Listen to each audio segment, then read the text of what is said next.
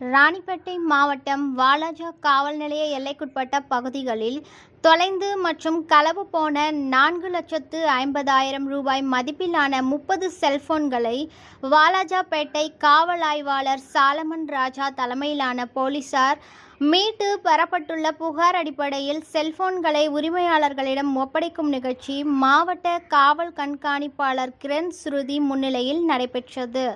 இந்த நிகழ்வில் பங்கேற்றிருந்த மாவட்ட காவல் கண்காணிப்பாளர் கிரண் ஸ்ருதி மீட்கப்பட்ட செல்போன்களை உரிமையாளர்களிடம் வழங்கினார். மேலும் பொதுமக்கள் தங்களின் செல்போன்கள் தொலைந்துவிட்டால் உடனடியாக காவல் நிலையத்தில் புகார் அளிக்க வேண்டும் என்றும், இணைய வழி குற்றங்கள் தொடர்பாக உதவ எண் 1930 என்ற எண்ணிற்கு தொடர்பு கொள்ளவும் என்றும் அறிவுறுத்தினார்.